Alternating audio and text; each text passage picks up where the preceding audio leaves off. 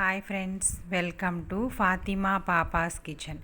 ఈరోజు మనం మా దగ్గర రంజాన్ అనేది ఎలా జరుపుకున్నామో, దీనికి షీర్ ఖుర్మా అనేది సేమియా అనేది ప్రిపేర్ చేస్తారు కదండి, ఇది ఎలా ప్రిపేర్ చేసుకోవాలి. ఆ తర్వాత మనం మాకు ఈ నెలంతా కూడా ఈద్ కలవటానికి వస్తూ ఉంటారనమాట. అయితే దానికి సడన్గా వచ్చినప్పుడు ఎలా ప్రిపేర్ చేసుకోవాలనేది మీకు A to Z నేను ఈ వీడియోలో చూపిస్తున్నాను అనమాట. మెజర్స్తో పని లేకుండా జస్ట్ నేను ఎలా చేయాలి అనే దాంతో మీతో షేర్ చేసుకుంటున్నాను. సో ఇలా ఫాలో అయితే కనుక మనకు చాలా చక్కటి రెసిపీ ఇమీడియట్గా తయారు చేసుకోవచ్చు. ఫస్ట్ మనం ఒక కాజు, జీడిపప్పు, అలాగే ఎండు ఖర్జూరం ఉంటుంది కదండి, ఈ రెండు అనమాట. యాక్చువల్గా కాజుని ఒక 2 గంటల పాటు నానబెట్టాల్సిన అవసరం లేదు, జస్ట్ ఒక ½ అన్ అవర్ అయితే సరిపోతుంది. ఈ ఎండు ఖర్జూరాన్ని మాత్రం ఒక 2 గంటలు నానబెట్టాలి. అయితే ఇది నేను వేడి నీళ్ళతో నానబెడుతున్నాను, ఎండు ఖర్జూరాలు అనేవి తొందరగా నానవు. అందుకని ఎండు ఖర్జూరాన్ని వేడి నీటిలో నానబెట్టేసి టోటల్గా 2 అవర్స్ వీటిని నానబెట్టాను అనమాట.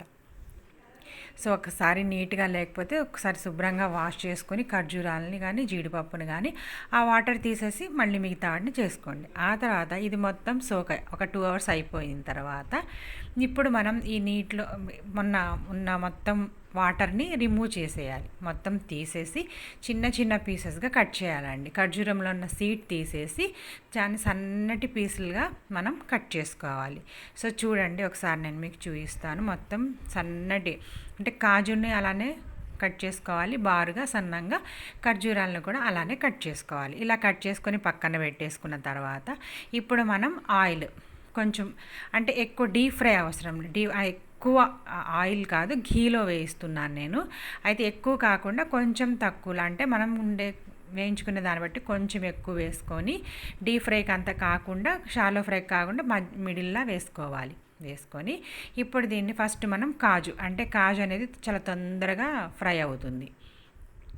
ఎండు ఖర్జూరం అనేది చాలా లేట్గా అవుతుంది. అందుకని ఫస్ట్ మనం తొందరగా అయిపోయే ఇంగ్రీడియంట్స్ని వేయించేసుకొని పక్కన పెట్టేస్తే ఇప్పుడు మనం ఇది హై ఫ్లేమ్లో చేయకూడదండి, మీడియం ఫ్లేమ్లో చేయాలి. ఎందుకంటే హై ఫ్లేమ్లో అనుకోండి మనకి కలర్ వస్తుంది కానీ లోపల పచ్చిదనం అలానే ఉండిపోతుంది. అందుకని మీడియం ఫ్లేమ్లో పెట్టి చక్కగా వేయించుకొని, ఇది మొత్తం నేను నెయ్యిలో చేస్తున్నానండి. ఎవరికైనా ఇంట్రెస్ట్ లేని వాళ్ళు నూనెలో కూడా చేయొచ్చు, కాకపోతే మనం స్వీట్ చేస్తే నెయ్యితోనే టేస్ట్ ఉంటుంది కాబట్టి ఇది నిల్వ ఉంటుందండి, ఖచ్చితంగా నిల్వ ఉంటుంది. ఇది 15-20 డేస్ వరకు నిల్వ ఉంటుందన్నమాట. అందుకని నేను ఘీలో వేస్తున్నాను. ఆ తర్వాత ఇట్లా ఎండు ద్రాక్ష దీన్ని మనం నానబెట్టాల్సిన పని లేదండి. అందుకని డైరెక్ట్గా నేను ఒక కప్పు ఎండు ద్రాక్షని తీసుకొని మొత్తం ఇట్లా చక్కగా ఆయిల్లో ఘీలో ఫ్రై చేసుకున్నాను. మొత్తం చూడండి, అసలు ఇది ఫ్రై చేస్తుంటే మంచి అరోమా వస్తుందండి, అసలు మనకి భలే టెంప్టింగ్గా ఉంటుందన్నమాట.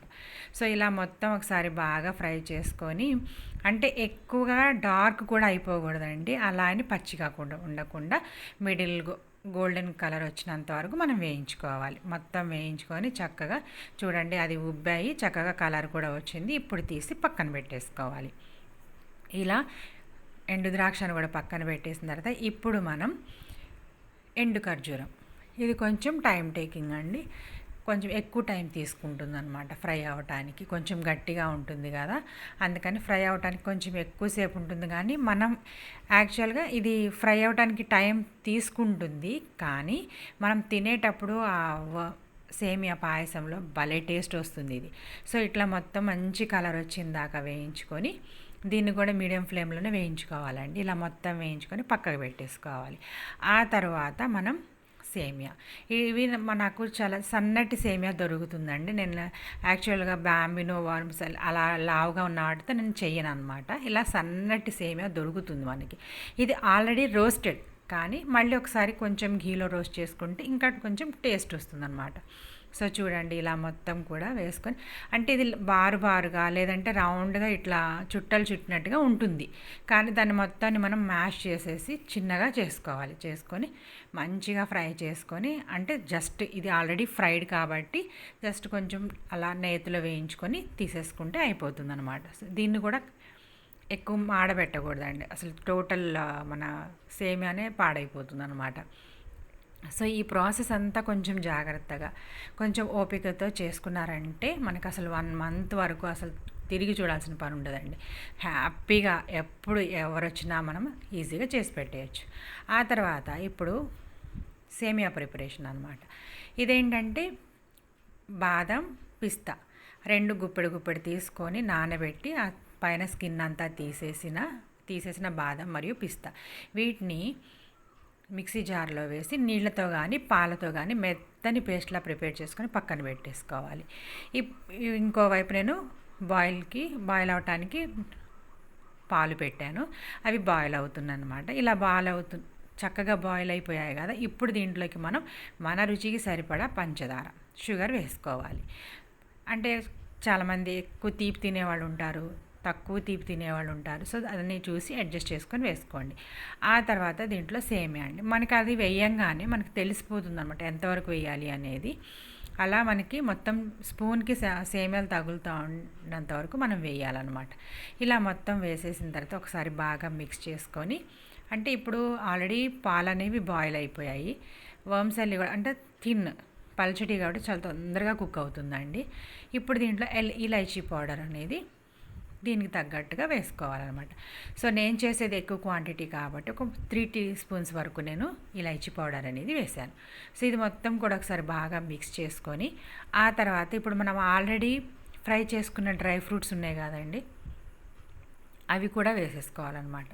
అయితే దానికంటే ముందు మనం ఆల్రెడీ పేస్ట్ చేసి పెట్టుకున్నాం బాదాం, పిస్తా, ఆ పేస్ట్ కూడా దీంట్లో వేసేసి అది పచ్చిదనం పోయేంత వరకు మనం దీన్ని ఉడికించుకోవాలి. అంటే ఎక్కువగా కూడా అవసరం లేదండి, చాలా తొందరగానే పచ్చిదనం అనేది పోతుందన్నమాట. సో ఒక 5 మినిట్స్ అలా ఈ పేస్ట్ వేసిన తర్వాత ఉడకనివ్వాలి.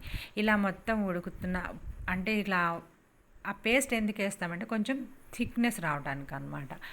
సో అలా వేసేసి మంచిగా వేసేసిన తర్వాత ఇప్పుడు మనం వేయించుకున్న డ్రై ఫ్రూట్స్ మొత్తం ఎన్ని కావాలంటే అన్ని వేసుకొని, గార్నిషింగ్ కోసం కొన్ని ఉంచుకొని కొన్ని వేసేసి బాగా మిక్స్ చేసుకుంటూ ఒక 10 to 15 మధ్యలో అలా బాయిల్ చేసుకొని, అంటే మీడియం టు లో ఫ్లేమ్లో అడ్జస్ట్ చేసుకుంటూ ఉంటే కనుక మన సేమియా అనేది ప్రిపేర్ అయిపోతుంది. చాలా క్విక్, అంటే ఈ ప్రిపరేషన్ అంతా మనం ముందు చేసుకున్నాం అనుకోండి చాలా తొందరగా అయిపోతుంది. సో చూడండి, ఇది వేడిగా తిన్నా బాగుంటుంది, చల్లగా ఫ్రిడ్జ్లో పెట్టుకొని తిన్నా కూడా చాలా చాలా బాగుంటుంది. సో మనది సేమియా అనేది రెడీ అయిపోయింది సర్వ్ చేయడానికి. అయితే ఇప్పుడు మనం ఈ డ్రై ఫ్రూట్స్, సేమియా ఇవన్నీ వేయించి పెట్టుకున్నాను కదండి, ఇది ఒక 1 మంత్ 15-20 డేస్ అయితే గ్యారెంటీగా బయట అండి, ఫ్రిడ్జ్లో కూడా అవసరం లేదు, పెట్టేసి హ్యాపీగా ఎవరైనా వచ్చినప్పుడు వెంటనే ఎవరైనా చుట్టాలు వచ్చారనుకోండి ఈద్ కలవటానికి, అప్పుడు పాలను వేడి చేసి, లేదంటే వేడి పాలు ఉంటే దాంట్లో వేసేసి మనం జస్ట్ షుగరు, సేమియాలు ఇవి వేసేయటనమాట. సో ఇది మీకు తప్పకుండా నచ్చుతుంది అనుకుంటాను. లైక్ చేయండి, షేర్ చేయండి, సబ్స్క్రైబ్ చేయండి. Thanks for watching.